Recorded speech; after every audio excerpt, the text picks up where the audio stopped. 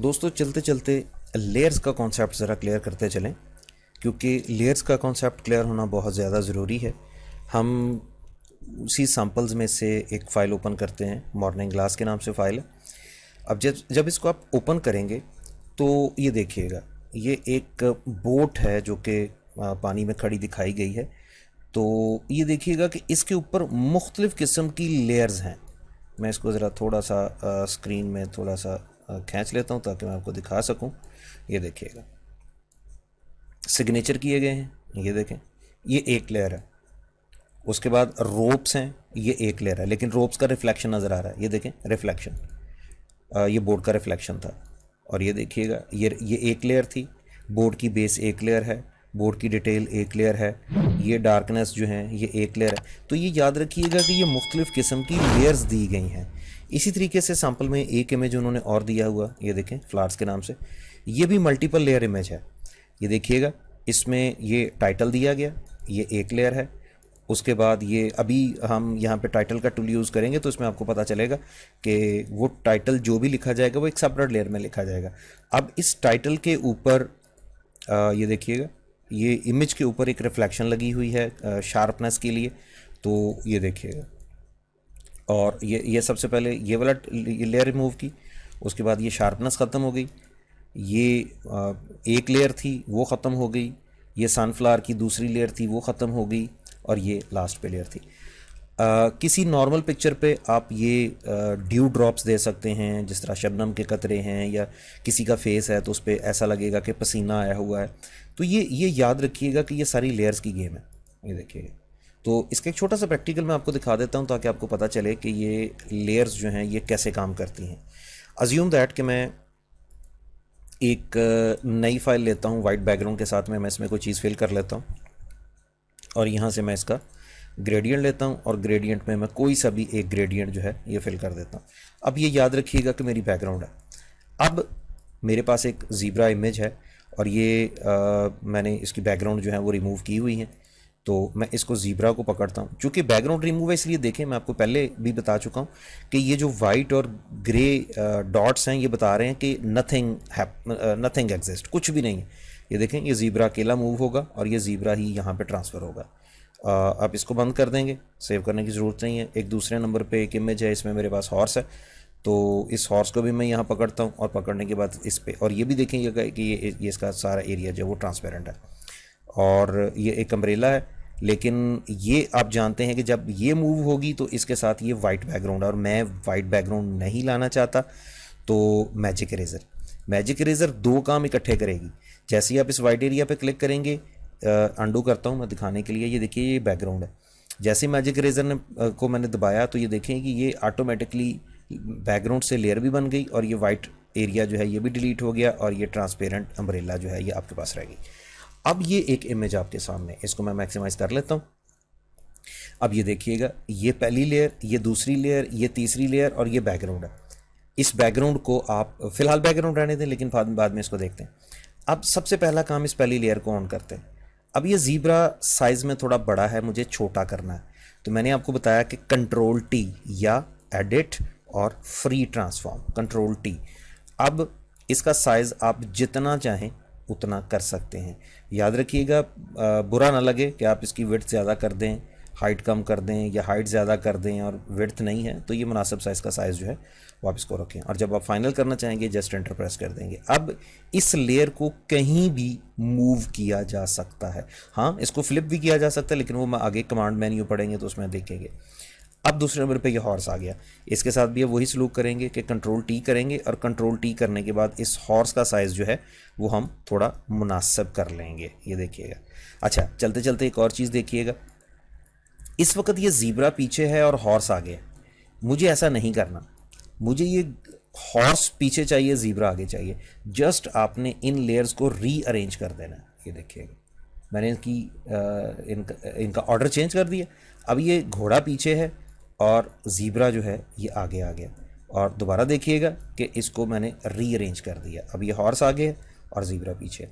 एक बात का और ख्याल रखिएगा कि जिस लेयर पे आपका कर्सर होगा मूव भी वही होगी, रीसाइज भी वही होगी, डिलीट भी वही होगी। सपोज़ मैं यहाँ से इरेज़र लेता हूँ, इरेजर लेने के बाद आप हॉर्स के ऊपर सारा दिन इरेजर फेरते रहें या बैकग्राउंड के ऊपर आप सारा दिन इरेजर फेरते रहें, इनको कुछ नहीं होगा। क्यों? क्योंकि सिलेक्ट आपका ज़ीब्रा। इसी तरीके से आपका हॉर्स सेलेक्ट है तो आप ज़ीब्रा पे सारा दिन इरेजर फेरते रहें, इसको कोई फ़र्क नहीं पड़ेगा जब तक ज़ीब्रा पे नहीं आएगी। तो जिस लेयर पे कर्सर होगा वही सिलेक्ट होगी, वही मूव होगी, वही रीसाइज होगी, वही डिलीट होगी। तो मूव कर लें। तो इस वक्त हॉर्स जो है ये इस लोकेशन पे है और ज़ीब्रा जो है ये इसके बैक पे है। चलिए मैं इसको यहाँ रख लेता हूँ। और उसके बाद थर्ड वन एक अम्ब्रेला, इसको भी मैंने छोटा कर लिया, ये लेंच। तो इसको अब आप मूव करके जहाँ चाहे ला सकते हैं। अब आपके पास 1 2 3 और ये बैकग्राउंड जो है ये अपनी जगह फिक्स है। ये बाकी तीनों लेयर्स आगे पीछे मूव हो सकती हैं लेकिन ये बैकग्राउंड मूव नहीं हो सकती, बैकग्राउंड वहीं की वहीं रहेगी। लेकिन अगर आप चाहें कि बैकग्राउंड भी मूव हो तो वही काम, डबल क्लिक करें, ओके कर दें, ये बैकग्राउंड से लेयर बन जाएगी। अब ये देखें ये पहली लेयर के पीछे और ये बाकी लेयर्स इसके पीछे छुपती जा रही हैं। पीछे इसलिए छुपती जा रही हैं कि ये सॉलिड लेयर है। हाँ, इसको अगर आप चाहें, इस वक्त ये 100% सॉलिड है लेकिन आप इसको ट्रांसपेरेंट कर सकते हैं। मैंने आपको बताया था कि ओपेसिटी वहाँ भी हमने डिस्कस किया था, यहाँ भी डिस्कस करेंगे। ओपेसिटी को थोड़ा सा डाउन कर दें। अब देखें जैसे ही इस लेयर की ओपेसिटी को डाउन करेंगे इसके अंदर से चीज़ें नज़र आनी शुरू हो जाएंगी। लेकिन बहरहाल अभी हम ऐसा करेंगे नहीं, तो हमने इस लेयर को पकड़ा, सबके नीचे रख दिया। तो ये इस वक्त अब ये बैकग्राउंड नहीं है, लेयर है। 1 2 3 4 ये 4 लेयर्स हैं, चारों लेयर्स को हम मैनेज कर सकते हैं। आखिरी बात, जब आपने इस फाइल को सेव करना है, फाइल और सेव। अब बाय डिफ़ॉल्ट ये इस फाइल को मैं डेस्कटॉप पे इसको सेव करता हूँ। बाय डिफ़ॉल्ट ये इस फाइल को PSD यानी फोटोशॉप डॉक्यूमेंट के तौर पे सेव करेगा। डेस्कटॉप पे जाता हूँ और डेस्कटॉप पे जाके मैं इसको सैम्पल के नाम से फ़ाइल को सेव कर लेता हूँ। अब याद रखिएगा, इसको ज़रा इसको मिनिमाइज़ करें, ये देखिएगा ये सैम्पल नाम की फ़ाइल है और फोटोशॉप डॉक्यूमेंट की आइकन ये आपके नहीं बनेगा। ये चूँकि मेरे फोटोशॉप CC भी इंस्टॉल है तो ये आइकन इस लिहाज से उसका बन रहा है। अब होगा ये कि जैसे ही इस फाइल को आप एडोब फोटोशॉप ओपन करें या इस फाइल पे डायरेक्टली डबल क्लिक करेंगे तो ये फ़ाइल जो है ये आपकी ऑटोमेटिकली फोटोशॉप में जाके ओपन हो जाएगी। और जब ओपन होगी तो ऐसे ही ये लेयर्स में ही खुलेगी। ये देखिएगा, मैं ये चाहता हूँ अब ये जो PSD फाइल है ये फोटोशॉप स्टूडेंट के लिए तो ठीक है, चेंजेबल भी है और बाकी सारी, लेकिन अगर हम इसको वेब के पॉइंट ऑफ व्यू से देखेंगे तो फिर ये हमें थोड़ा सा प्रॉब्लम क्रिएट करेगी। क्योंकि मुझे बनाना है एक हेडर जो मेरी बैकग्राउंड के ऊपर मेरे डेस्कटॉप की वेब के पेज के फ्रंट पेज के ऊपर एक हेडर लगेगा। तो हेडर जो है वो PSD फाइल का नहीं लग सकता। देन दूसरा काम आपको ये करना है कि फाइल और सेव। लेकिन अब चूंकि मैं पहले से इसको सेव कर चुका हूँ सो मैं इसको सेव एज करूँगा इसी डेस्कटॉप पे मैं इसको सेव एज करूँगा, लेकिन इस दफ़ा मैं इसको JPG फाइल के तौर पर सेव करूँगा। वो ऑटोमेटिकली इसकी एक कॉपी क्रिएट कर देगा और इसको सेव करूँ। लेकिन एक चीज़ का और ख्याल रखिएगा, जब आप इसको एक JPG इमेज के तौर पर सेव करने की कोशिश करेंगे ये कुछ मैसेजेस आपको और देगा। ये देखिएगा JPG और इसको सेव। वो कह रहा है कि इस पिक्चर की क्वालिटी क्या होनी चाहिए। वेब वाले स्टूडेंट्स के लिए ये ज़रूरी है कि पिक्चर की क्वालिटी पे फोकस किया जाए, क्योंकि अगर इस पिक्चर की क्वालिटी जो है वो आप बढ़ाएंगे तो डेफिनेटली इसका फ़िज़िकल साइज़ भी बढ़ेगा। और हम सम टाइम अफोर्ड नहीं करते कि हमारी पिक्चर का जो फ़िज़िकल साइज़ है वो बहुत ज़्यादा बड़ा हो। बहरहाल तो ये कहीं दरमियाना सा साइज़ रखने के बाद आप ओके कर दें तो ये पिक्चर आपकी एक, ये देखिएगा ये JPG के तौर पे भी सेव हो जाएगी। एक और बात, अगर आप किसी फाइल को ये देखिएगा ये एक चले अज्यूम दैट ये हॉर्स है, इसको मैं हॉर्स को यहाँ मूव कर लेता हूँ, Ctrl+T, मैंने इसका साइज़ थोड़ा सा बड़ा किया। ये देखिएगा बाकी लेयर्स सच मुझे ज़रूरत नहीं है। चले फ़र्ज़ करें कि मैं इन लेयर्स को यहाँ से डिलीट कर देता हूँ, इवन दो कि मैं ये जो बैकग्राउंड थी वो भी डिलीट कर दूँगा। अब याद रखिएगा मैंने इस फाइल को सेव करने की कोशिश की डेस्कटॉप पे। फ़र्ज़ करें मैंने इस फाइल का नाम 1 रखा और इस फाइल को मैंने JPG के तौर पे स्टोर करवा दिया। ये देखिए अब ये क्या करेगा ये भी मैं आपको दिखाता हूँ। इसने इस फाइल की बैकग्राउंड के ऊपर मुझसे पूछे बगैर एक वाइट एरिया फिल कर दिया। लेकिन कभी कभी हमें मैं कुछ आपको वेब के टेम्पलेट्स भी दिखाऊंगा जिसमें हमें इमेज लगाना होता है, लेकिन इमेज के ये जो बैक पे वाइट सरफेस है ये नहीं आनी चाहिए। तो फिर दूसरा काम, हालांकि मैंने यहाँ ट्रांसपेरेंट एरिया रखा है, लेकिन मैंने इसको जैसे ही जेपीजी के तौर पे सेव किया तो इसने इसके पीछे ये देखिए ये एक वाइट बैकग्राउंड लगा दी। अब हमें क्या करना है? अब हमें करना ये है कि इस फाइल को सेव करते वक्त हमें जेपीजी नहीं देना बल्कि पीएनजी देना है। और सपोज मैं इस फाइल का नाम इस दफ़ा 2 रख देता हूँ और ये file PNG portable network graphics, इसको नॉन नहीं रहने दें, इंटरलेस्ड करने की ज़रूरत नहीं है, ओके करें। अब देखिएगा, अब ये इमेज जो है यहीं से आपको पता चल रहा है कि इस इमेज के पीछे कोई भी बैकग्राउंड नहीं है, ये सारा इर्द गिर्द जो है इसका ट्रांसपेरेंट है। तो वेब के लिए हमें अक्सर ज़रूरत होती है कि जो हमारी इमेजेस हैं वो ट्रांसपेरेंट हो, तो इसके लिए भी हम फोटोशॉप का सहारा लेते हैं कि हम उसको पीएनजी इमेज के तौर पे सेव कर लेते हैं ताकि वो ये ट्रांसपेरेंट रहे और हमारे लिए बेनिफिशियल रहे। फ़ोटोशॉप के बारे में एक जनरल परसेप्शन ये है कि जिसको फ़ोटोशॉप में सिलेक्शन करनी आ गई उसे आधी फ़ोटोशॉप आ गई। तो फ़ोटोशॉप में सिलेक्शन के लिए हमने जो पीछे टूल देखे हैं उनमें कुछ टूल ये थे, लासो था, पॉलीगन लासो था, मैग्नेटिक लासो था, या इसके अलावा मैजिक वांड था। लेकिन कुछ लोग सिलेक्शन को इन टूल्स की मदद से नहीं करते बल्कि पेन टूल की मदद से करते हैं। ख़ासतौर पर जो लोग ड्राइंग से रेलिवेंट हैं या जो परफेक्ट सिलेक्शन लेना चाहते हैं वो उन टूल्स पर रिलाई नहीं करते बल्कि पेन टूल पर रिलाई करते हैं। तो पेन टूल को देख लेते हैं। पेन टूल पे जैसे ही आप क्लिक करते हैं तो स्क्रीन पे एक पेन की शेप बनेगी, लेकिन इस टूल को इस्तेमाल करने से पहले ज़रा ऊपर फोकस कीजिएगा। एक आपको मिलेगा शेप लेयर्स और एक आपको मिलेगा पाथ। कोशिश कीजिएगा कि ये, बल्कि कोशिश नहीं, डेफिनेटली आपको पाथ पे काम करना है, क्योंकि अगर आप शेप लेयर्स में जाते हैं तो इससे मुराद ये है कि आप जो लेयर बना रहे हैं उसकी एक शेप बन रही है। अज्यूम दैट आप माउस का क्लिक करते हैं तो ये देखें जिधर जिधर आप माउस के कर्सर को मूव करेंगे उधर उधर ये एक बॉक्स बनाता जाएगा और ये अंदर से फिल होगा, जबकि हम ऐसा नहीं चाहते, इसलिए हमारा कर्सर जो है वो पाथ पे होना चाहिए। सेकंड वन, आपको ये देखना है कि आपने माउस का एक क्लिक किया, क्लिक करने के बाद जब आप अगला क्लिक करेंगे, दो तरीके हैं, या तो आप क्लिक करके छोड़ दें। अगर आप क्लिक करके छोड़ देंगे तो ये एक स्ट्रेट लाइन बनेगी। अब अगले क्लिक पे भी स्ट्रेट बनेगी, अगले पे भी स्ट्रेट बनेगी, अगले पे भी स्ट्रेट बनेगी, बट सम टाइम हमें स्ट्रेट लाइंस की ज़रूरत नहीं होती। उसके लिए आपको करना यूँ है कि आपने एक क्लिक करना है और क्लिक करने के बाद अगला क्लिक करके उस क्लिक को रिलीज़ नहीं करना और माउस को ड्रैग कर देना। जैसे ही आप माउस को ड्रैग करेंगे तो ये देखिएगा एक कर्व्ड लाइन जो है वो आपकी मुंतज़िर होगी। अब ये दो कर्व हैंडलर हैं, first one and second one. ये कर्व हैंडलर बता रहा है कि ये जो आपकी पीछे वाली लाइन है ये कर्व्ड है, और ये जो कर्व हैंडलर है ये बता रहा है कि जो आपकी अगली लाइन है वो भी कर्व होगी। अब देखिएगा अगली लाइन मैं क्लिक करता हूँ लेकिन माउस को मैं रिलीज़ नहीं करता। अब देखिएगा ये इसके भी दो कर्व बने, यानी ये जो है ये पिछली लाइन को कर्व बता रहा है और ये अगली लाइन को कर्व बता रहा है। अब डेफिनेटली जब मैं अगली लाइन पे क्लिक करूँगा तो ये तो कर्व होगी, लेकिन वहाँ पे मैंने माउस को रिलीज़ नहीं किया, इसलिए उससे अगली लाइन जो है वो स्ट्रेट होगी। ये देखिएगा, बट समटाइम हमें ये करना होता है कि किसी भी एक कर्व लाइन के बाद दूसरी लाइन को स्ट्रेट रखना होता है। मसलन मैंने क्लिक किया और ये लाइन कर्व्ड है, लेकिन मुझे अगली लाइन, वेरी नेक्स्ट लाइन जो है वो स्ट्रेट चाहिए। उसके लिए आपको ये जो पॉइंट है इस पे आल्ट दबा के क्लिक कर देना है। जैसे ही आप आल्ट दबा के क्लिक करेंगे तो एक कर्व जो है बंद हो जाएगा, यानी जो नेक्स्ट लाइन है अब वो should be a straight line. और डेफिनेटली मैंने यहाँ भी माउस को ड्रैग नहीं रखा, माउस के क्लिक को ड्रैग नहीं रखा, तो अगली लाइन जो है ये भी स्ट्रेट होगी, ये भी स्ट्रेट होगी, ये भी स्ट्रेट। लेकिन इससे इस लाइन को मैं स्ट्रेट नहीं करना चाहता, मैंने अगेन इसको ड्रैग कर दिया। अब याद रखिएगा कि ये भी स्ट्रेट नहीं है, लेकिन इससे अगली लाइन जो है वो भी स्ट्रेट नहीं होगी।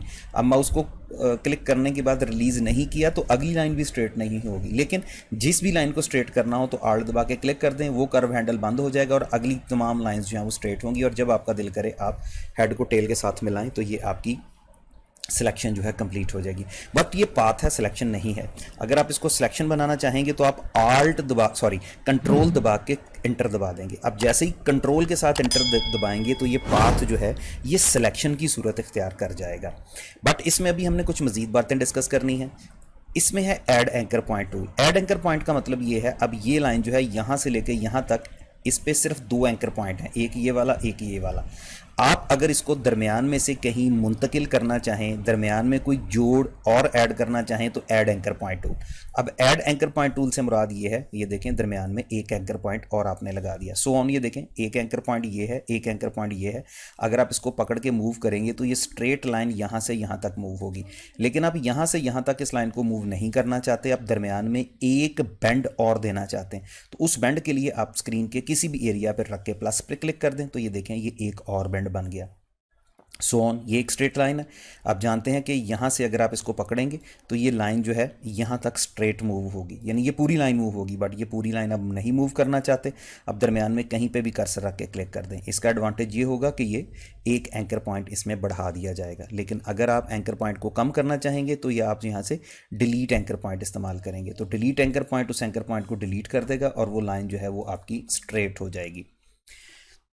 और लास्ट वन है इसमें convert anchor point tool. Convert anchor point tool का काम ये होता है कि किसी भी पॉइंट को जब आप कर्व करना चाहते हैं, ये देखें, इवन दो कि वो स्ट्रेट है तब भी, ये देखें यहाँ पे है तब भी, तो स्ट्रेट पॉइंट को भी आप थोड़ा सा कर्व करने के लिए कन्वर्ट एंकर पॉइंट टूल का इस्तेमाल कर सकते हैं। अच्छा जी, इसी से रेलेवेंट एक और टूल को देखते जाएं कि अगर आप समझते हैं कि आपकी ड्राइंग बहुत अच्छी है और आप स्ट्रेट लाइंस नहीं लेना चाहते तो आप फ्री फॉर्म पेन टूल भी इस्तेमाल कर सकते हैं। फ्री फॉर्म पेन टूल इस्तेमाल करने के लिए आपको क्लिक दबा के रिलीज नहीं करना, बल्कि क्लिक दबा के माउस का क्लिक प्रेस किए रखना। उसके बाद आप अपने कर्सर को जिस सिमत में भी मूव करेंगे, ये कर्व्ड लाइंस जो हैं ये आप अपनी मर्जी से ड्रॉ कर सकते हैं। लेकिन फिर बता रहा हूँ कि ये उस सूरत में है कि अगर आप समझते हैं कि आपकी ड्राइंग जो है बहुत अच्छी है। और जब आप सिलेक्शन ले लें, अगेन आपने कंट्रोल के साथ एंटर प्रेस कर देना है, तो ये आपकी सिलेक्शन जो है वो पाथ जो है वो सिलेक्शन की सूरत इख्तियार कर जाएगा। अच्छा, अभी तक तो हमने इसको एक वाइट पेज पे देखा। हम ये काम क्यों करते हैं, आए मैं आपको एक इमेज पे दिखाता हूँ। अज्यूम दैट मेरे पास ये एक इमेज है और मैं ये चाहता हूँ कि इस इमेज में से मैंने फेस को कट करना है या कॉपी करना है या फेस को डिलीट करना है।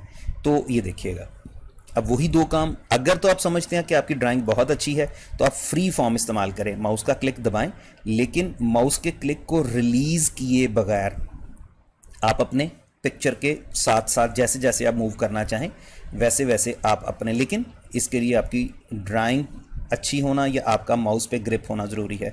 हाँ, कुछ लोग जो हैं इस काम के लिए डिजिटाइज़र या टैबलेट वगैरह का इस्तेमाल करते हैं, टैबलेट पेन का इस्तेमाल करते हैं, उससे ये काम जो है ये बेहतर तरीके से हो जाता है। लेकिन ऑब्वियसली टैबलेट जो हैं उनकी प्राइसेस जो हैं वो थोड़ी हाई हैं। ग्राफिक टैबलेट भी कहा जाता है, लाइट पेन भी कहा जाता है, लेकिन वो 15,000 से शुरू होते हैं और फिर सो ऑन। ये जो टेक्सटाइल डिज़ाइनर हैं ये इन इस तरह के टूल्स का इस्तेमाल करते हैं। तो बहरहाल हम चूँकि माउस से इस्तेमाल कर रहे हैं, इसलिए अगर आपकी ड्राइंग अच्छी है तो इस टूल को इस्तेमाल कर लें, वरना फिर आपके पास पेन टूल तो है ही। अब देखिएगा पेन टूल, पहला क्लिक आपने यहाँ पे क्लिक किया, दूसरा क्लिक आपने यहाँ पे किया। मैं इस क्लिक को रिलीज़ नहीं करूँगा, क्यों नहीं करूँगा, ताकि मैं इसको थोड़ा कर्व करके ऑब्जेक्ट के साथ साथ कवर कर दूं। अब ये कर्व हैंडल मुझे बंद करना है ताकि अगला कर्व जो है वो मेरी मर्जी का हो। आल्ट दबाऊंगा, क्लिक कर दूंगा, ये कर्व हैंडल बंद हो गया।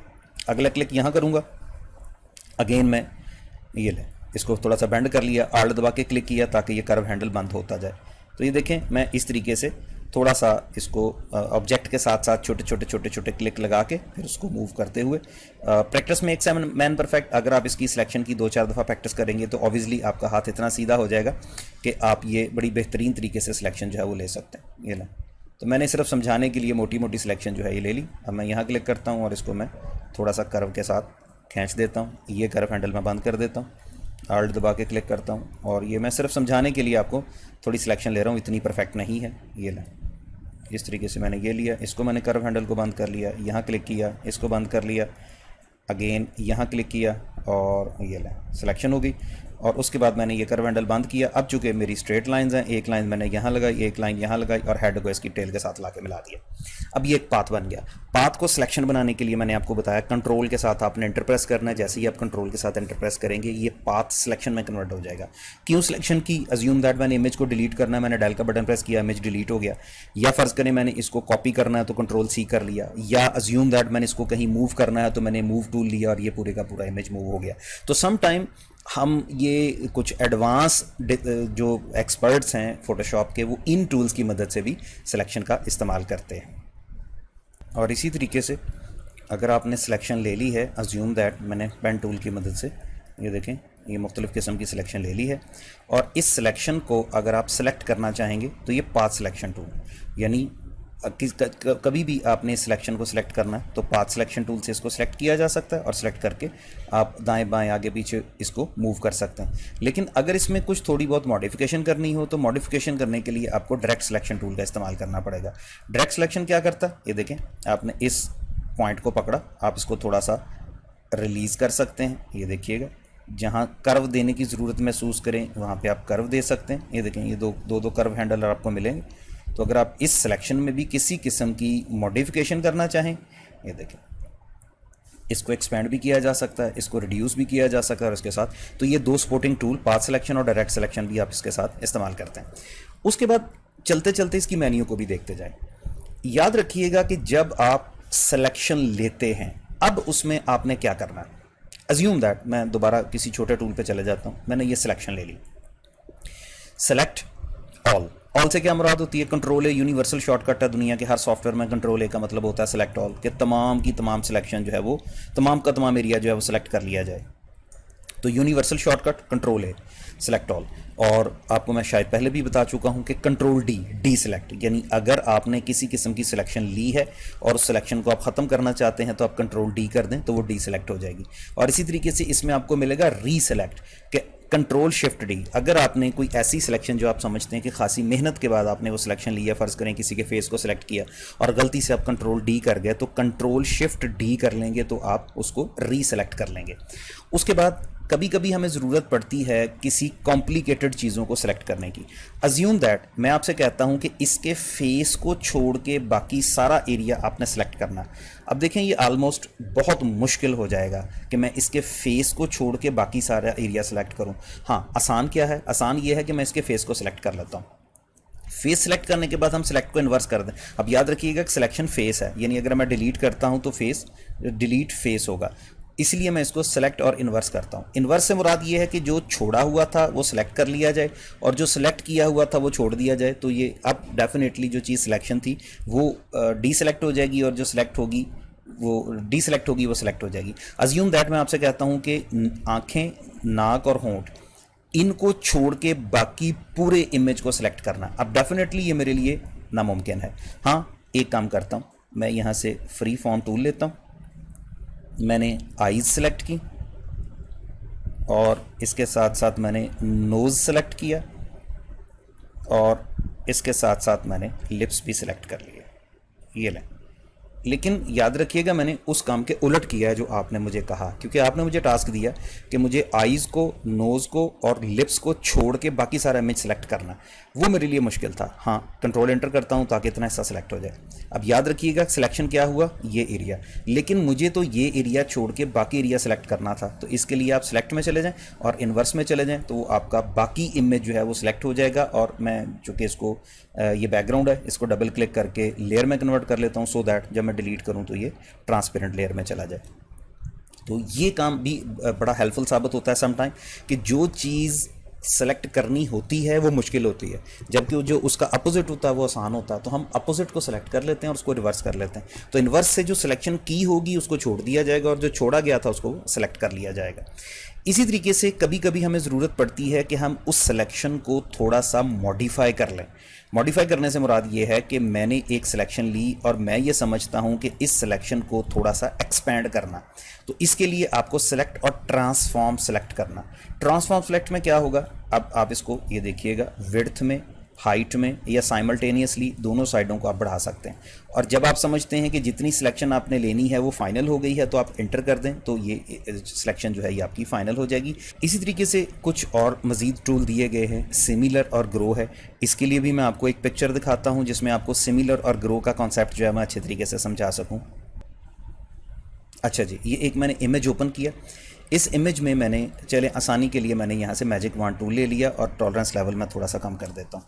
अब याद रखिएगा मैंने जब यहाँ पे क्लिक किया तो उसने टॉलरेंस लेवल तकरीबन मैंने 30 पे रखा और न्यू सिलेक्शन, ये देखिएगा। अब याद रखिएगा ये एरिया उसने वो सिलेक्ट किया जो मेरे उस कलर से टॉलरेंस के मुताबिक मैच करता होगा।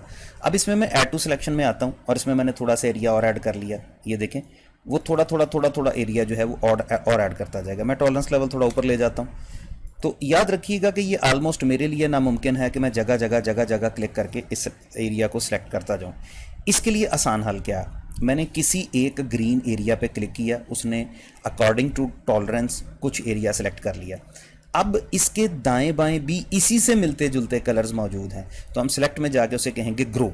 यानी इस सिलेक्शन को ग्रो करो। ग्रो करने से मुराद ये है कि मज़ीद आगे बढ़ाओ, इसी कलर से रेलेवेंट अगर दाएं बाएं कोई कलर मौजूद है तो उसको सिलेक्ट करते जाओ। जैसे जैसे आप ग्रो करते जाएंगे ये सिलेक्शन जो है बढ़ती जाएगी। लेकिन एक चीज़ और गौरतलब है, ग्रीन कलर ना सिर्फ यहाँ चला हुआ बल्कि ये जो अगली साइड की क्यारी है, दरमियान में ये एक पाथ बना हुआ, इस क्यारी में भी, और इसी तरीके से ये जो आपको दरख्त नज़र आ रहे हैं, ट्रीज़ नज़र आ रहे हैं, या ये जो अगली क्यारी हैं, इनमें भी ग्रीन कलर चला हुआ।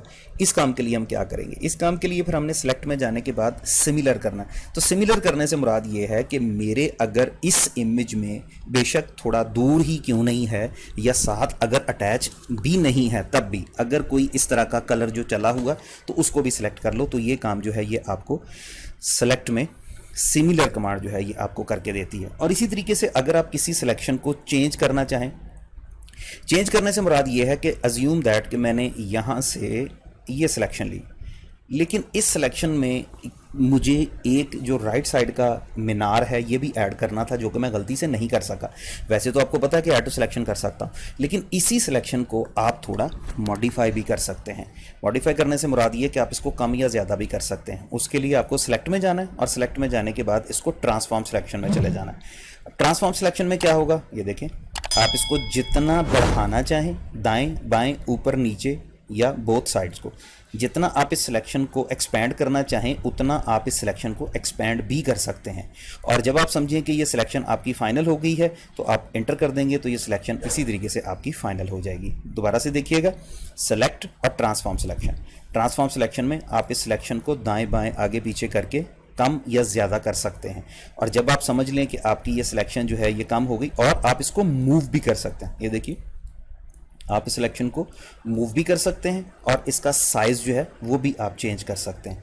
आप याद रखिए सिलेक्शन को ट्रांसफॉर्म कर रहे हैं। और जब आप समझेंगे कि आपकी ये सिलेक्शन जो है फाइनल हो गई है तो आपने जस्ट एंटर प्रेस कर देना है, तो ये दोबारा से आपको सिलेक्ट कर दिया जाएगा। तो ये सिलेक्ट की मेन्यू में भी सिलेक्शन के लिए बहुत हेल्पफुल टूल साबित आपके लिए जो है वो मौजूद होते हैं। फैदर हम स्टार्ट में डिस्कस कर चुके थे कि जब हम सिलेक्शन लेते हैं तो फैदर का क्या मकसद है, तो वो जो सिलेक्शन आप लेंगे उसके कॉर्नर्स जो हैं वो थोड़े नरम कर देगा। ये फैदर का हो सकता है। इसी तरीके से एक्सपैंड और कॉन्ट्रैक्ट, ये भी बड़े मज़ेदार टूल हैं। वैसे तो बॉर्डर और स्मूथ भी हैं, लेकिन ज़्यादातर काम जो है वो एक्सपैंड और कॉन्ट्रैक्ट में भी आप इस्तेमाल कर सकते हैं। इसका फ़ायदा ये होता है कि सम टाइम आप किसी फेस को सिलेक्ट करते हैं और आप समझते हैं कि ये जो फेस आपने सेलेक्ट किया है, अगर इसको थोड़ा सा, मैं सिर्फ एग्जांपल के लिए आपको बता दूं कि मैंने पहले ये वाइट एरिया सेलेक्ट किया और वाइट एरिया सेलेक्ट करने के बाद मैंने इसको इन्वर्स कर दिया। अब याद रखिएगा ये फेस सेलेक्ट है। अब मैं इसको थोड़ा जूम करके आपको बता देता हूं कि मैं कहना क्या चाह रहा हूं। अगर आप इसको सेलेक्ट करेंगे तो ये देखिएगा कि ये फेस जो है इसके साथ हो सकता है, अगर इस फेस को किसी ऐसी बैकग्राउंड पे लेके जाएं, चलें ये भी हम करके देख लेते हैं कि यहाँ पे हम एक इमेज ले लेते हैं जिसकी बैकग्राउंड जो है वो ब्लैक होगी। तो ये बैकग्राउंड कलर और ओके। अब होगा ये कि मैं इस इमेज को यहाँ से कंट्रोल C कॉपी करता हूँ और यहाँ लाने के बाद मैं कंट्रोल V करता हूँ। इस इमेज का साइज़ मैं थोड़ा छोटा कर लेता हूँ। अब याद रखिएगा कि हो ये रहा है कि जो इमेज है, इमेज के सराउंडिंग में आपको थोड़ी थोड़ी वाइट एरियाज जो हैं वो नज़र आ रहे हैं, ये देखिएगा। और मैं ये नहीं चाहता कि इमेज के साथ ये जो वाइट एरियाज हैं ये नज़र आएँ। तो अब इमेज को फर्दर प्योरीफाई करने के लिए अगर क्या ही ऐसा हो कि ये जो मैंने सिलेक्शन ली है इसके जो कॉर्नर्स हैं वो थोड़े कम कर दिए जाएं। अब सिलेक्शन तो ऑब्वियसली थोड़ी मुश्किल तरीके से ली गई है, लेकिन एक काम हम करेंगे कि सिलेक्ट और मॉडिफाई और कॉन्ट्रैक्ट। इसको मैं, बल्कि बेहतर ये है कि इसको थोड़ा जूम कर लूँ ताकि बेहतर तौर पे समझ आ जाए कि हम कहना क्या चाह रहे हैं। सेलेक्ट, मॉडिफाई और कॉन्ट्रैक्ट। अब जब कॉन्ट्रैक्ट करेंगे कितने पिक्सल, मैं ये चाहता हूँ कि ये सिलेक्शन 2-2 पिक्सल अंदर की तरफ मूव हो जाए। तो जैसे ही मैं क्लिक करता हूँ ये देखें, अब वाज़ेह तौर पर देख सकते हैं कि ये सिलेक्शन जो है ये 2-2 पिक्सल अंदर की तरफ मूव हो गई। मैं इसको अगर कॉपी करके उस इमेज पर लेके आता हूँ जिसको मैंने जिसको मैंने नया ओपन किया, अब अगर मैं इस इमेज को पेस्ट करता हूँ तो मेरा ख्याल है कि अब आप जो मैं कहना चाह रहा हूँ वो आप बेहतर तरीके से जान चुके होंगे कि अब वो जो इमेज आया है उसकी साइडों पे जो वाइटनेस है वो निस्बतन थोड़ी कम है। देखें कंट्रोल T, इमेज थोड़ा, इसको मैं जूम कर लेता हूँ तो ये देखें अब वो वाइटनेस जो है वो थोड़ी सी कम है। तो इस तरीके से अगर आप इमेज के साथ साथ ये करें कि आप इमेज को थोड़ा सा रिड्यूस कर लें, साइडों से सिलेक्शन को थोड़ा सा कम करना चाहें वो भी पॉसिबल है, और ऑन द अदर हैंड अगर आप इस सिलेक्शन को एक्सपैंड करना चाहें वो भी पॉसिबल है। उसके लिए आपको करना ये है कि आप सिलेक्ट में जाएंगे, मॉडिफाई में जाएंगे और एक्सपैंड में चले जाएंगे। अब फर्ज करें कि मैं 10 पिक्सल इस सिलेक्शन को हर तरफ से बढ़ाना चाहता हूं, तो ये देखें जिस साइड से भी आप देखेंगे 10 पिक्सल जो है वो सिलेक्शन जो है वो बढ़ चुकी है। एक आखिरी बात, समटाइम ये होता है कि आप किसी ऐसे प्रोजेक्ट पे काम कर रहे हैं जिस पे आपको पता है कि आपका टाइम ज़्यादा लगेगा। अब होगा ये कि ये सिलेक्शन हमने अच्छी खासी तगो-दो के बाद ली, आधा घंटा या पौना घंटा इस सिलेक्शन को इस इमेज को सिलेक्ट करने में हमें लगा। लेकिन अगर मैं, याद रखिएगा, इस इमेज को एग्जिट कर दूं, बाहर निकल जाऊं एडोब से, तो ये सिलेक्शन ख़त्म हो जाएगी, दोबारा मैं इस सिलेक्शन को फिर से मुझे लेना पड़ेगा। लेकिन मेरे पास एक चॉइस है कि मैं इस फाइल को सेव कर लेता हूं। अज्यूम दैट मैं इसको डेस्कटॉप पे सेव करता हूं ताकि मैं इसको समझा सकूं। मैं इसका नाम जो है वो फेस सिलेक्शन के नाम से इस फाइल को ले लूँगा, लेकिन इसको याद रखिएगा कि आपको PSD ही रखना है, यानी आपको इसका नाम जो है वो PSD ही रखना है। फोटोशॉप डॉक्यूमेंट आप इसको सेव कर लेंगे। Select, save selection. Save selection के बाद मैंने इस सिलेक्शन को कोई सा भी नाम दे दिया। अज्यूम दैट मैंने इस सिलेक्शन को ABC का नाम दे दिया और ओके कर दिया, और उसके बाद मुझे इस फाइल को भी सेव करना है। इसको बंद कर दें। बंद करने के बाद बेशक आप अपने इस प्रोग्राम को भी क्लोज कर दें, लेकिन आफ्टर दैट जब आप एक दिन बाद, अब ये देखिएगा ये आपके वो फाइल जो है मैंने डेस्कटॉप पे सेव की थी, एक दिन बाद, 2 दिन बाद जब भी आप इस इमेज को दोबारा से ओपन करेंगे तो फोटोशॉप पहले, सबसे पहले प्रोग्राम ओपन करें। प्रोग्राम ओपन करने के बाद आप उस इमेज को ओपन करें। ये लीजिए, अब आप ये चाहते हैं कि वो सिलेक्शन जो आपने की थी वो सिलेक्शन बगैर किसी कोशिश के एज इट इज़ फिर से रिस्टोर हो जाए। उसके लिए आपको क्या करना, उसके लिए आपको सेलेक्ट और लोड सिलेक्शन। सिलेक्शन का आप यहाँ पे नाम बताएंगे कि आपकी सिलेक्शन का नाम क्या था। आपकी सिलेक्शन का नाम ABC था और फेस सिलेक्शन .psd नाम की फाइल थी। जैसे ही आप ओके करेंगे तो ये देखें वही सिलेक्शन जो है वो फिर से आपकी रिस्टोर हो जाएगी। आपको दोबारा से सिलेक्शन लेने के लिए वो दोबारा टाइम वेस्ट नहीं करना पड़ेगा। अच्छा जी, टेक्स्ट टूल। टेक्स्ट टूल का काम यह है कि अगर आप अपने इमेज में, अपने डॉक्यूमेंट में कहीं पे टेक्स्ट लिखना चाहें तो उसके लिए आप टेक्स्ट टूल का इस्तेमाल करेंगे। 4 किस्म के टेक्स्ट टूल इस्तेमाल होंगे। पहले 2 जो हैं वो कलर के साथ हैं, दूसरे 2 जो हैं वो मास्किंग के साथ हैं। मास्किंग क्या है इस पे बाद में डिस्कस करते हैं, पहले ज़रा इन 2 टूल्स को डिस्कस कर लें। एक हॉरिजेंटल है और एक वर्टिकल है, यानी अगर आप हॉरिजेंटल से क्लिक करेंगे तो ये आपके टेक्स्ट को हॉरिजेंटल लिखेगा, लेकिन याद रखिएगा आपका कलर डिफरेंट होना ज़रूरी है। मेरी चूँकि बैकग्राउंड का कलर भी वाइट है, टेक्स्ट का कलर भी वाइट है, इसलिए ये डिस्प्ले नहीं हो रहा। सेकंड वन, इसका फ़ॉन्ट जो है वो बहुत ज़्यादा लगा हुआ है, फ़ॉन्ट थोड़ा सा कम कर लें। ये देखिएगा ये हॉरिजेंटल लिखा जा रहा है, बल्कि मैं यूँ करता हूँ कि फ़ॉन्ट को मज़ीद थोड़ा कम कर लेता हूँ। ये लें। अब आप जहाँ पे ये टूल लेके क्लिक करेंगे तो ये याद रखिएगा लेफ़्ट से राइट की तरफ लिख लें, ये देखें, लेकिन ये हॉरिजेंटल है। और अगर आप इसको वर्टिकली लिखना चाहेंगे तो आप इसके लिए वर्टिकल, अब जब आप क्लिक करेंगे तो ये याद रखिएगा आपका टेक्स्ट जो है वर्टिकल लिखा जाएगा। वैसे बेस्ट वे ये है टेक्स्ट लिखने का कि आप हॉरिजेंटल लिखें या वर्टिकल लिखें। एक छोटा सा बॉक्स ड्रॉ कर लें और विद इन दिस बॉक्स जो है इस टेक्स्ट को लिख दिया जाएगा। मैं अज्यूम दैट यहाँ पे टेक्स्ट लिखता हूँ। इस टेक्स्ट का फ़ॉन्ट अगर तो आप पहले चेंज कर लें तो बेहतर है, बाद में चेंज करेंगे तो टेक्स्ट सेलेक्ट करना पड़ेगा। ये देखिएगा ये आपके फ़ॉन्ट्स हैं। अज्यूम दैट मैं यहाँ से इसको एरियल या एरियल ब्लैक या कोई सा भी ऐसा टेक्स्ट, ऐसा फ़ॉन्ट जो आप मुनासिब समझते हैं वो फ़ॉन्ट जो है वो मैं यहाँ से सेलेक्ट कर लूँगा।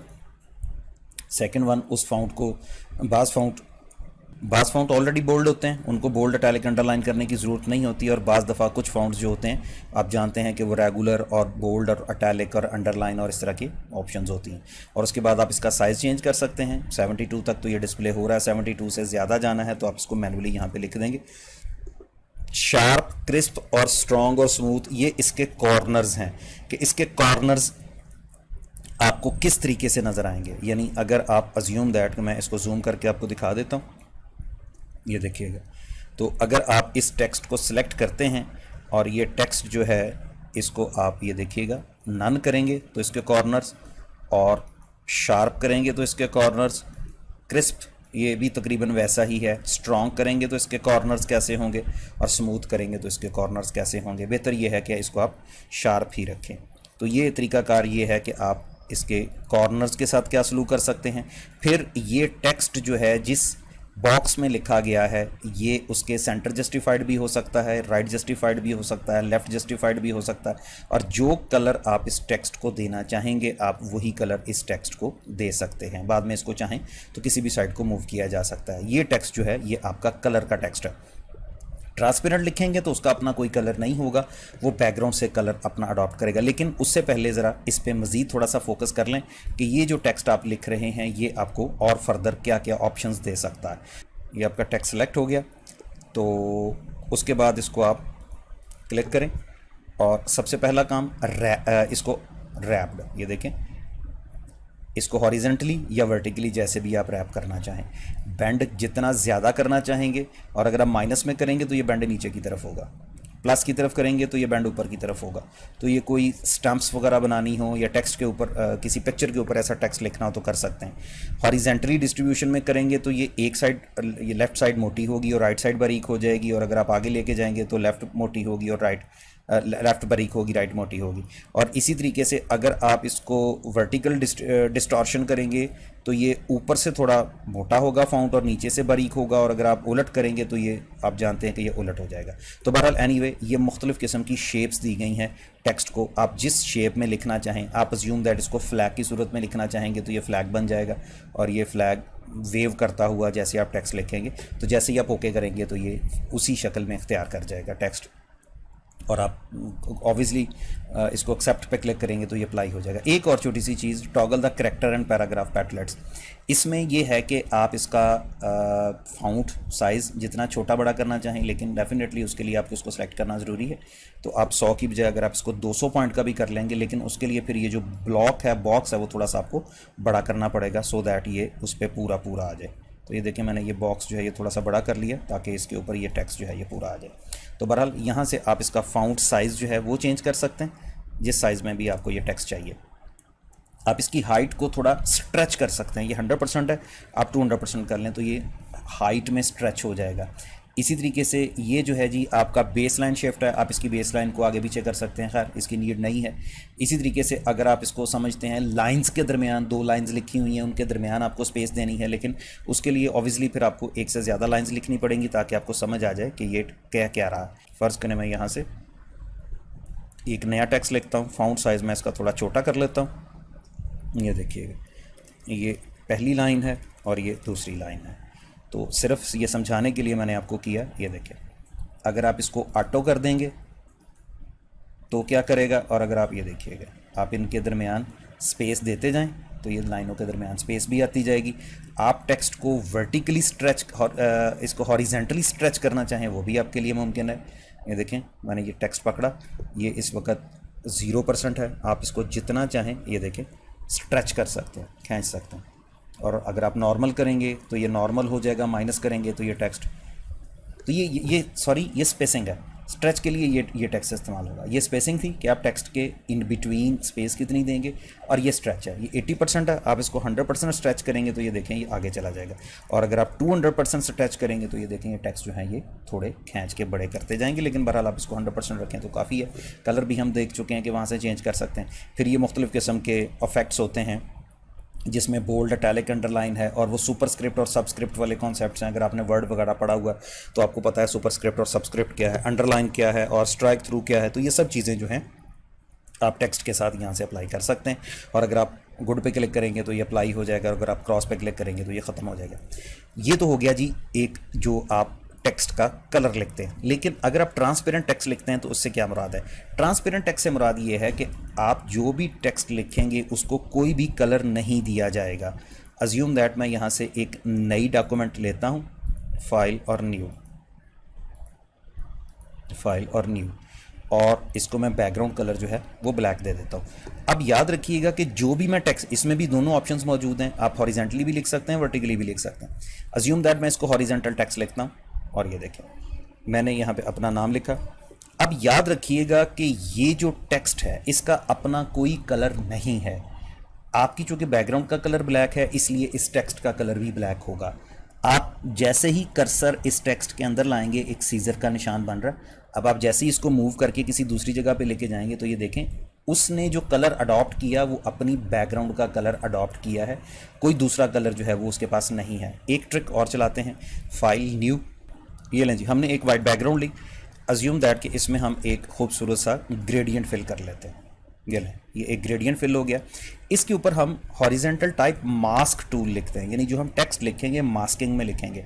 मास्किंग से मुराद ये है कि इसका अपना कोई फॉन्ट नहीं होगा, इसका अपना कोई कलर नहीं होगा, बल्कि ये अपने बैकग्राउंड के कलर को अडॉप्ट करेगा। ये लें, मैं इसको बोल्ड तो है ही, चलें। अब इसका याद रखिएगा कि अपना खुद का कोई कलर नहीं है, आप इसको जिस भी बैकग्राउंड पे लेके ये इसकी जो बैकग्राउंड है वही इसका कलर है। ये देखें, इसके अंदर सीजर नज़र आ रही है, जैसे ही आप कर्सर इसके ऊपर लेके आएंगे सीजर बनेगी, और इसको जैसे ही आप मूव करेंगे तो ये देखें इसने जो बैकग्राउंड थी बैकग्राउंड का कलर अडॉप्ट किया।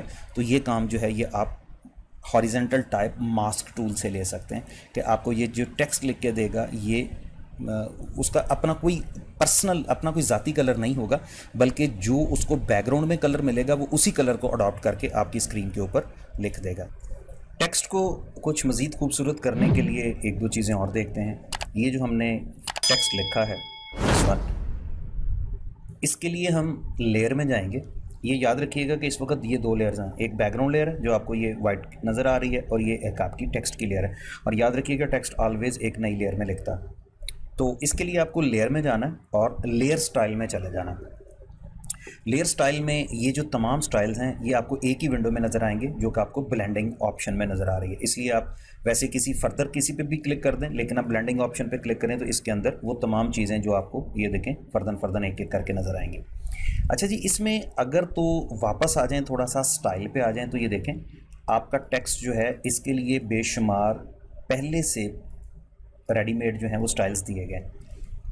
अगर आप टेक्स्ट को किसी भी खूबसूरत फॉर्म में लिखना चाहें तो ये यहाँ से प्री डिफाइंड स्टाइल्स जो हैं इनको लेके आप टेक्स्ट को लिख सकते हैं। लेकिन अगर आप ऐसा ना करना चाहें तो लेयर और ब्लेंडिंग ऑप्शन में सबसे पहला और सबसे खूबसूरत चीज़ जो है वो आपका ड्रॉप शेडो है।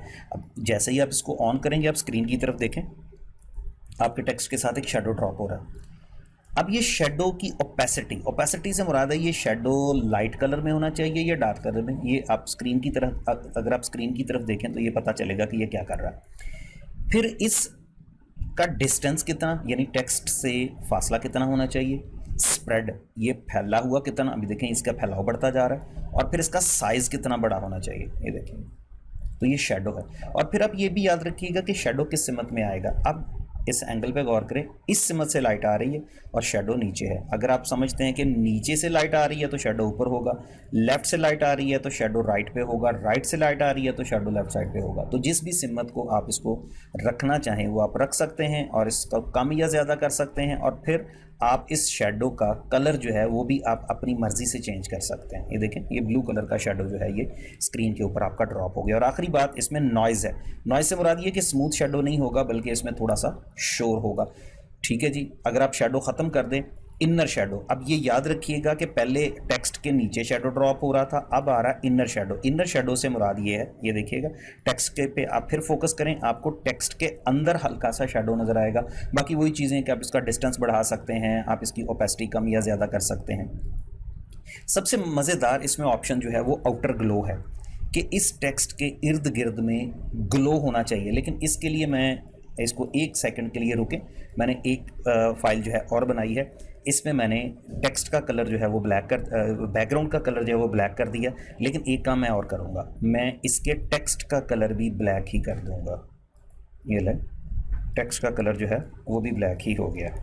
अच्छा जी, तो इस काम के लिए मैं एक और काम करूँगा कि मैं बैकग्राउंड के साथ साथ इस टेक्स्ट का कलर भी ब्लैक कर दूँगा। अब याद रखिएगा, टेक्स्ट एग्जिस्ट ज़रूर कर रहा है लेकिन बैकग्राउंड का कलर भी ब्लैक है और टेक्स्ट का कलर भी ब्लैक है।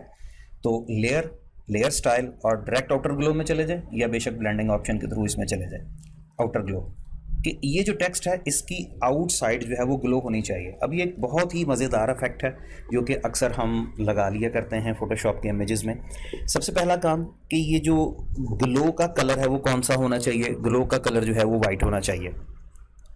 दूसरा काम यह है कि इसकी ओपेसिटी, यानी ये लाइट होना चाहिए या डार्क होना चाहिए। मैं ज़रा इसका स्प्रेड और साइज़ में बड़ा कर लूँ फिर मैं आपको बताता हूँ। ये देखिएगा, अब ओपेसिटी ये देखें, ओपेसिटी कम होगी तो ये थोड़ा लाइट होगा, डार्क होगी तो ये थोड़ा तेज होगा। नॉइज करेंगे तो इसमें थोड़ा सा ये देखें, और अगर आप नॉइज कम करेंगे तो ये स्मूथ हो जाएगा। उसके बाद अगला काम जो है वो ये है कि आप इसको स्प्रेड, ये देखिएगा जितना स्प्रेड करेंगे ये जो आउटर ग्लू है उतना स्प्रेड होगा, और साइज जो है वो जितना आप कम करेंगे या ज़्यादा करेंगे। आप ये भी कर सकते हैं कि एक मून का सिंबल बनाएं और उस मून के सिंबल को इर्द गिर्द में ग्लो करवा दें। यानी ये ज़रूरी नहीं है कि ये इफेक्ट जो है ये टेक्स्ट के लिए इस्तेमाल होगा, ये इफेक्ट जो है ये आपका ऑब्जेक्ट्स के साथ भी इस्तेमाल होता है। मैं आपको दिखाता हूँ, ये देखें, ये एक क्रेसेंट बनाया और इसके इर्द गिर्द जो है वो साइडें जो है वो ग्लो कर रही हैं। तो ये कैसे बनाया, अगर ज़रूरत महसूस हुई तो मैं इसका एक ट्यूटोरियल छोटा सा आपको अलग से बना दूंगा। तो लेयर स्टाइल और आउटर ग्लो, तो ये देखें ये आउटर ग्लो में मैंने वाइट कलर में इसको ग्लो करवाया। ओपेसिटी जो है वो मैंने इसकी ज़रा थोड़ी सी कम कर दी, और उसके बाद इसका स्प्रेड और साइज़ जो है वो भी मुनासिब कर लिया, और ओके। तो याद रखिएगा कि ये सिर्फ टेक्स्ट के साथ ही नहीं है बल्कि ये ऑब्जेक्ट्स के साथ भी ये सलूक जो है ये आप कर सकते हैं कि आप इसको टेक्स्ट को या ऑब्जेक्ट को जैसे आप मुनासिब समझें वैसे आप इसको ग्लो करवा सकते हैं। तो ये टेक्स्ट लिखा हुआ है, अगेन एक दफ़ा देखें, लेयर और लेयर स्टाइल और आउटर ग्लो। ये देखें आपने इसको जो ग्लो करवाया वाइट कलर में करवाया, और इसको ओपेसिटी और इसका साइज ये देखिएगा, और इसको थोड़ा सा स्प्रेड कर लें। ये बहुत खूबसूरत इम्पैक्ट आपका लगेगा जब आप इसको, ये देखें, तो टेक्स्ट भी ब्लैक है, बैकग्राउंड भी ब्लैक है, लेकिन वो ग्लो होने की वजह से। और फिर एक और बात, ज़रूरी नहीं है कि आप सिंगल कलर में ग्लो करवाएं। तो ये देखें जिस तरह हमने वो ग्रेडियंट फिल किया था, तो जिस कलर में आप चाहेंगे तो वो प्री डिफाइंड कलर्स जो हैं उन कलर्स में भी ये टेक्स्ट जो है ये आपका ग्लो कर सकता है। तो ये ऑप्शंस जो हैं ये टेक्स्ट के साथ ज़रूरी थी, इसको मैंने डिफ़ाइन किया। और भी छोटी छोटी ऑप्शंस हैं इसमें जो कि हम देख लेते हैं। अच्छा जी, चलें, इसको वाइट कलर में ही आपने ग्लो किया, लेकिन इसमें ये देखिएगा कि ये ग्लो के भी मुख्तलिफ़ किस्म के स्टाइल्स हैं जिनको आप ये देखें, स्मूथ ग्लो भी है और बहुत सारे दूसरे डिज़ाइनिंग वाले ग्लो भी हैं, इनको भी आप इस्तेमाल कर सकते हैं। आप इसकी रेंज बढ़ा देंगे तो ये क्या होगा, कम करेंगे तो क्या होगा, जिटर। तो ये छोटी छोटी ऑप्शंस हैं, इनको एक्सप्लेन करने की ज़रूरत नहीं है, आप क्लिक करके देखते जाएं, जो आपको अच्छी लगे वो आप कर सकते हैं। इसी तरीके से बेवल एंड एम्बोज है, लेकिन इसके लिए ऑब्वियसली फिर ये ब्लैक टेक्स्ट नहीं, फिर इसको आपको दोबारा से किसी कलर टेक्स्ट पे जाना पड़ेगा जो आपको इसको बहुत अच्छे तरीके से दिखा सके। ये लें, इस पर हम दोबारा से अप्लाई कर लेते हैं। तो ये आपका टेक्स्ट है और इसके ऊपर आप लेयर स्टाइल और ब्लेंडिंग ऑप्शन, इसको आप बेवल एंड एम्बोज, आपको ये फील होगा कि आप इसको ये देखें, आप इसको टेक्सचर लगाएंगे तो इसमें मुख्तलिफ़ किस्म के टेक्सचर भी फिल हो जाएंगे। वो टेक्सचर भी आप सिलेक्ट कर सकते हैं। उसके लिए आपको टेक्सचर पर क्लिक करना है और यहाँ से जो टेक्सचर आप इसमें टेक्स्ट में लगाना चाहेंगे ये देखिएगा वो टेक्सचर आप सिलेक्ट कर सकते हैं। और फिर उस टेक्सचर का साइज़ स्केल, यानी वो छोटे छोटे साइज़ में लगे या बड़े साइज़ों में लगे, डेप्थ कम करनी है या डेप्थ ज़्यादा करनी है, ये भी आप चेक कर सकते हैं।